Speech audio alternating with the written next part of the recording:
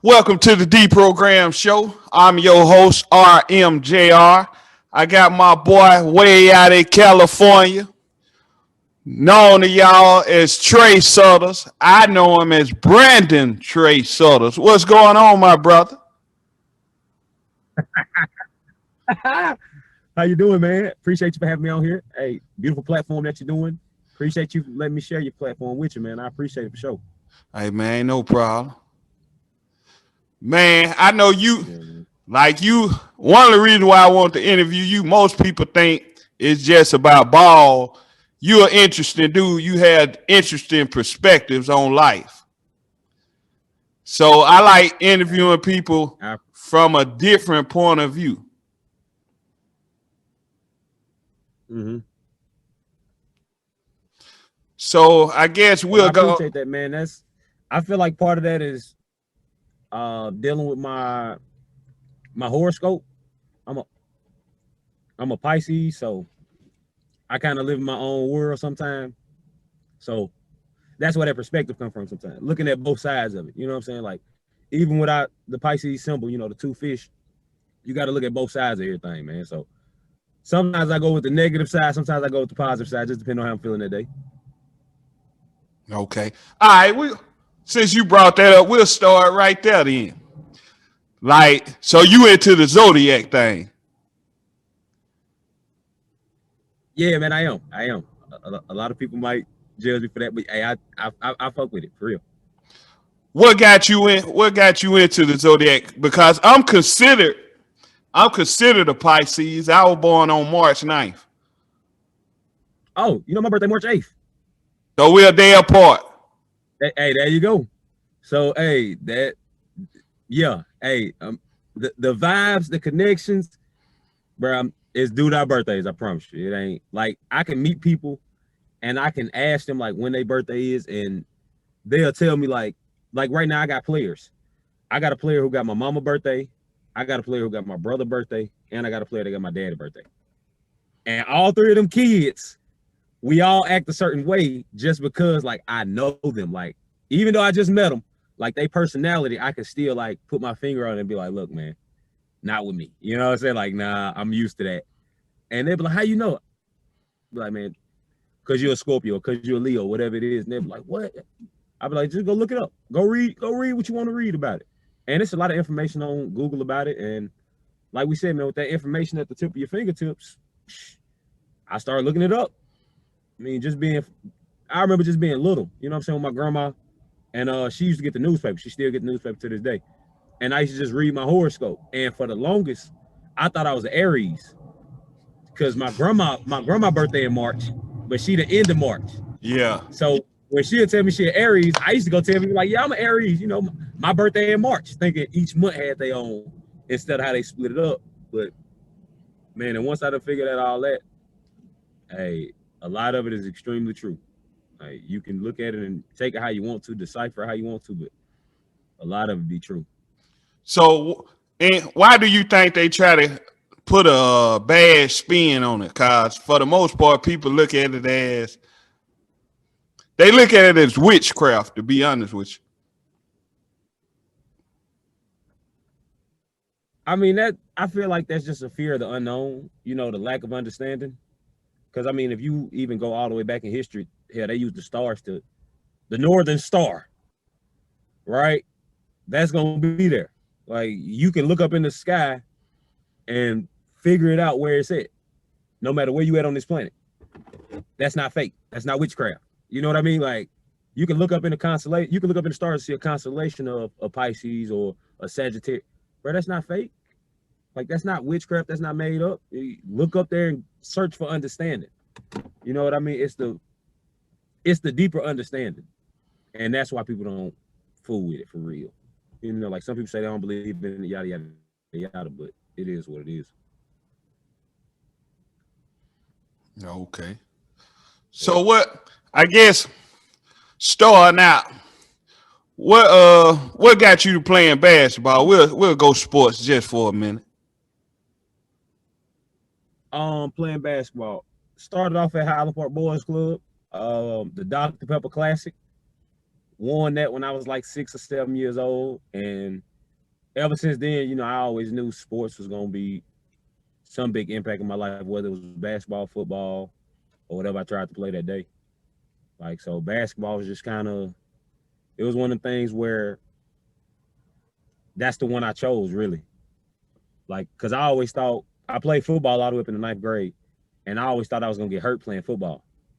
And my last day, I quit football. The very next day we had basketball practice, I broke my foot in basketball. Like in basketball, I broke my foot, broke my kneecap, had 2 busted eyes. I've never gotten hurt in football. That's And crazy. you know what I'm saying? To this day, man, I still think back sometimes like, man, I should have, but you know, I thought I was gonna be. I was 6'2", 6'3" in middle school. I would say middle school, 6'2", 6'3" in ninth grade. So I thought I was gonna be 6'11", truthful. I thought I was gonna be like Big Brad. Yeah, truthfully. And then I stopped growing.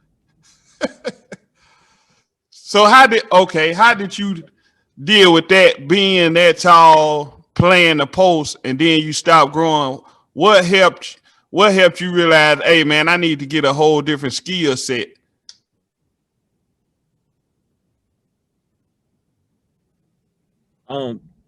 Just the maturation of the game.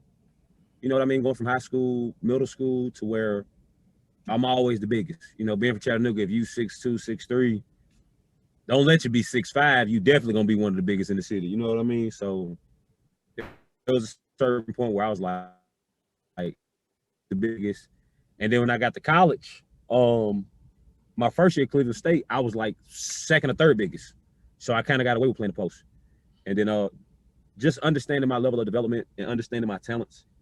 I won conference freshman of the year, but I still wasn't getting recruited. So like I was trying to figure out how I was considered the best freshman in the conference, but still wasn't getting recruited. And these other dudes in my conference going to Memphis, Ole Miss, you know, MTSU, Tennessee, Little Rock, Arkansas. And I'm just like, bro, why not me? And then it just came back to the thought of like, bro, you know, you are 6'2", you know what I'm saying? They don't care if you're getting 15 and 8, you 6'2", you know what I'm saying? So I knew at that moment, like, you know what, I got to go ahead and change. If I want to play professionally, I got to change my whole game. Or So just add something. So you think because you were playing the post and you being 6'2", they weren't knocking at your door? Yeah, most definitely. Like, man, you know, coaches don't, a lot of people, they don't see sight beyond the trees. You know what I mean? So, like, I'm a 6'2" post player. I'm not that athletic. What potential do I have? You know what I mean? Like, they don't look at that. You can't see somebody IQ unless you got that eye. It's hard to see somebody IQ in one game or one day. Like, so with me, it was just a lot of getting overlooked, underrated, undervalued. You know, coaches didn't see what I really brought to the table. So it was one of them things like, shit, I'm going to keep doing me, though. Instead of, like, crying, whining, I was like, you know what, bro, I just got to keep playing. And, I mean, by the end of my sophomore year, I was one of the most highly recruited D2 players in the nation. So it turned out pretty smooth. Like, I ain't really care about the level, but that attention is good for any kid. Like, and I mean, yeah, go to some kids' heads too early, but just for the kid that's always putting in that work, the kid that's always grinding, you know, I really grew up without a trainer. So it was like for me to finally start getting all them phone calls and coaches texting me more than I'm texting a girl, a coach texting me. I'm like, you know what, bro, this feel good. Like, I see why. You know what I'm saying? I see why kids who's 16, 17 getting this treatment and it's going to their head. Like,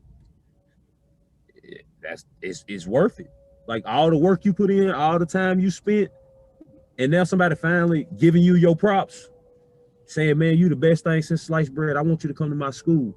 Not somebody in the hood, not somebody playing with you at Carver, you know, Glenwood. No, somebody who somewhere trying to give you a $40,000, $50,000, $60,000 scholarship. Like, yeah, man, I want you. Bro, I just came from JUCO. I just came from being hungry, you know what I'm saying, 3 out of 7 nights of the week. And that is man telling me he's gonna give me a meal plan. They got a Chick-fil-A on campus. They got a wing spot on campus. All because I can hoop. You know what? Scratch that. All because of the work I put in. That's what's up.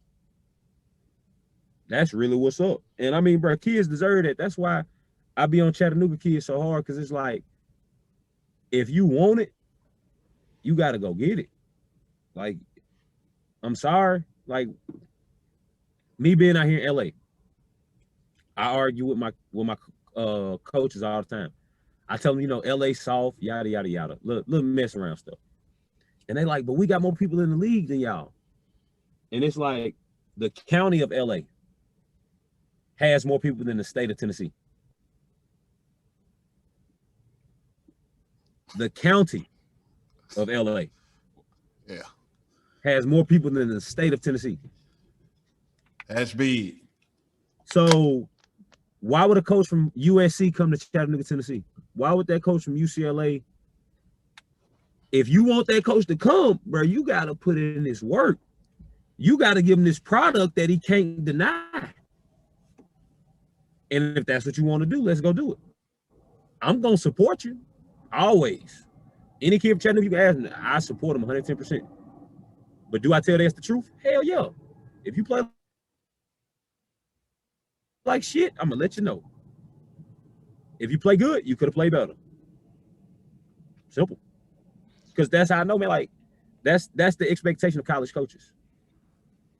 Like, when they recruit a kid from a high school game, I don't want you to be average in a regular high school game. It's only 1 or 2 college basketball players on there. You can't stand out. I don't want you. Why would I recruit you? So I guess let's go back. People don't understand that. Let's go back. You said in JUCO, you said, I think you stated that you could be hungry 3-4 days out the week at JUCO. Man, yes. Why is that? No meal plan. So they don't give y'all, like, if you on scholarship, they don't take care of no meals or nothing. You got to get it how you live. Man, most junior colleges outside of the state of Florida, Kansas, and Texas, most JUCOs ain't got meal plans. So like I might get my whole FAFSA back, my whole refund check or whatever. But it's like, I'm a kid. You give me this check in September. You talking about $4,000? I'm spending more than $1,000 a month. So by the time it started creeping up on November, the end of November, Thanksgiving, Christmas break, oh, you hungry. You done bought a car, you done bought tattoos, you done bought clothes, shoes. And I mean, at the end of the day, you can't really knock an 18-year-old for doing that. You know what I'm saying? Like, it's what you gonna do. You gonna buy clothes, you gonna get tattoos, all that. So it's like, when it comes down to it, I don't know how to manage money. I ain't never had $4,000 before. So shit, the last month of the semester, I'm hungry. Like, I can't cook. You know what I'm saying? When it comes down to it, that's what it was. So the coaches don't care nothing basically about you, nothing but getting on that court playing ball in JUCO basically. Hey. It is what it is. It is. You said I didn't. At the end of the day, coaches can't do certain things. Like, coaches can't do certain things for one and not for the other. So it's like, I ain't the only person hungry. So if coach gonna feed Trey, he gotta feed X, Y, and Z. You gotta feed everybody. That's really like how coaching works. Like, as far as them associations go. What you don't do for one, you can't do for the others. So they just stuck. they stuck in that loop to where it's like, certain times I can't do that because that could jeopardize my job if somebody else find out I did that for y'all. Yeah. So that's that on that. I mean, there's other things they could do. Like, they could sit down and, I mean, you are 18, so they can sit down and kind of guide you before they even put the money in your hands and let you know, hey, bro, you might want to think about this, this, and this, because in December, November, you're going to be hungry, bro.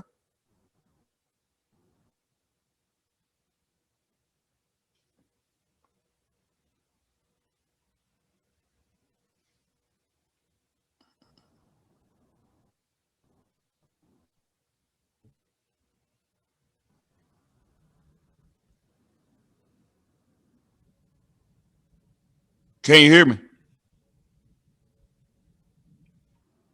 Now I can say it again. Now I was saying what they could do is in December. That's all. I'm sorry. That's all. they could be like, hey, bro, you gotta think about this money you finna get up front because in November and December you ain't gonna have ain't no meal plan, bro. So I mean, they could do that. For I ain't saying give no money, but they could have you think about stuff ahead of time, kind of prepare you before it hit there. Yeah. I mean, some of them do, but like I said, man, kids gonna be kids. You don't think shit stink till you smell it. Yeah. So my coach ain't gonna let me go hungry. That's what some might be thinking. And I mean, when the cafeteria closed, they do have stuff in place to where they give you stipends. I know some schools got partnerships with certain restaurants and stuff where you can go eat at a discount rate. Yeah, but hey, sometimes, man, you look at it, you got $30. You need gas to get to the restaurant. Okay, that's big. I had a truck.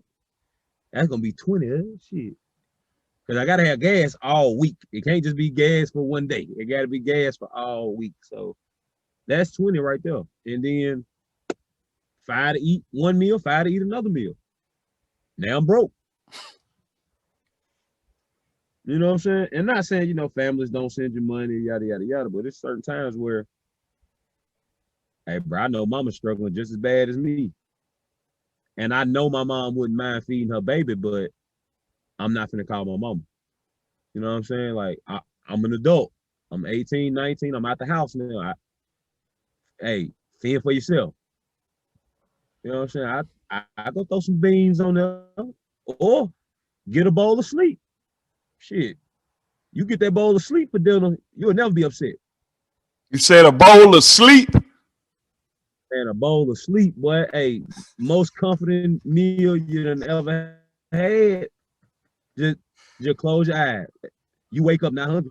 Shit. Or you wake up and almost have a chance to get another meal for that day. That's the truth. That's cold, yeah. A bowl of sleep. Hey, man. Old head taught me that. Gotta get a bowl of sleep, my boy. I said, ooh, that don't sound too bad.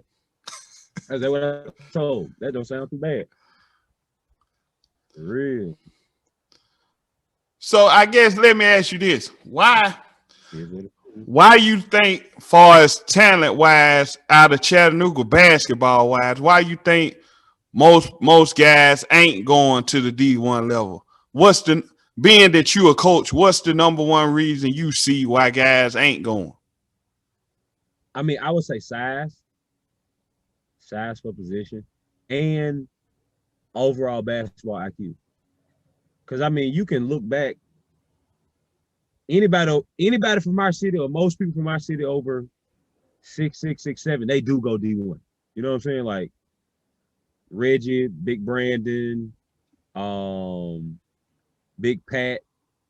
You know what I'm saying? Carter McMasters, Mike Bradley, Big Phil. Big Fred Sturdivant. Like most of the dudes who got legit size goes to Division 1. Like it's the ones who get stuck at the 5'10", 5'11", and then Chattanooga has produced 5'6" NFL defensive backs in the last 10 years. So it's like, bro, you might as well go play football. So our best athlete, like Von Bell, could have had a chance to go play Division 1 basketball. But he go, NFL player. Dominique McDuffie, Tim Benford, Kelvin Clay. Dudes like that could have went to college and played Division 1 basketball, but they chose football. You know what I mean? Whether they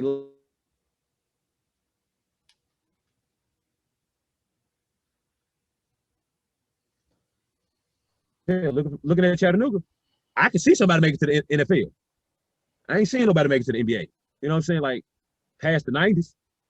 So it's like, bro, we don't see NBA players. That's why I tried to come back as much as I could, even though hell, I was just in college.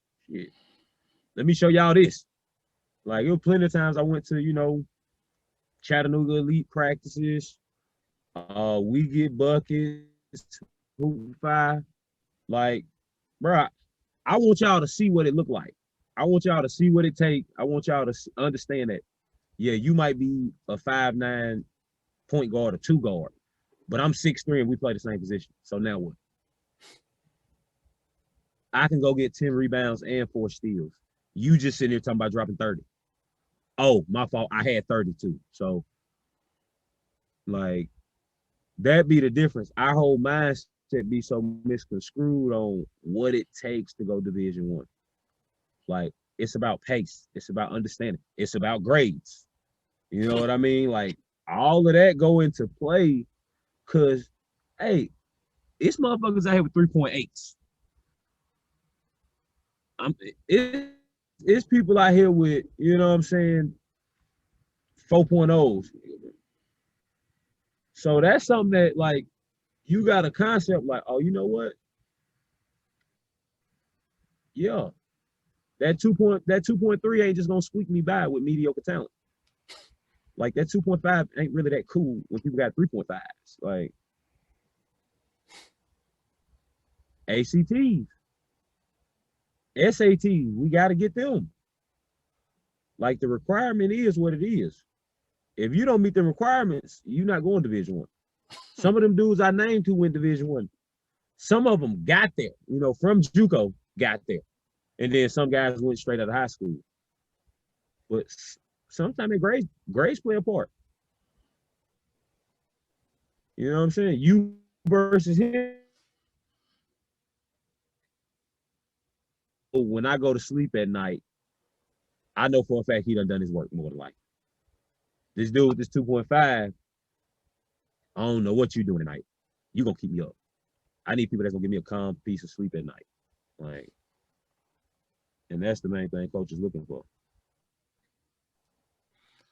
Do you think guys don't have a skill set either?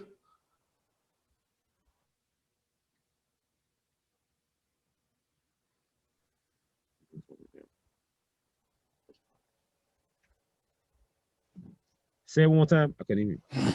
I said, do you think guys don't have the skill set? Like, a lot of times in Chattanooga, we be telling guys they good, but they ain't as good as people tell them they are. Facts. I understand that. Man, that's anywhere you go. You know what I mean? But it's the standard of good that's different everywhere. You know what I mean? Like, we see dudes in Pee Wee League, middle school, oh my God, he's amazing. Oh my God, but it's like, okay, now when he get to high school, he's average because his whole life, y'all been sitting there saying how amazing he was, and he didn't have nobody to push him. Everybody was patting him on the back instead of pushing him. And now that everybody done caught up, now what? Now you just average. And now you're not gonna go Division One. Now you're, you know what I'm saying? Now your whole mental is crushed because all these people been telling you so much this, and now that you're not signing to a Division One school, people gonna look at you crazy. Like, man, he was so good when he was in 9th grade. Man, he was super good when he was in middle school. Like, bro, you can think about people like that right now. I just did. You know what I'm saying? Man, he was cold in middle school. Okay, now what happened? Like, what happened in high school? Did he go to college? What did he do then? You know what I'm saying? So that's my take on that part. Like, I guess another question: why do you think most guys who are like that end up? They be put on this pedestal for playing a sport. It don't just have to be basketball. Then after school, they run to the streets. Why do you think that is?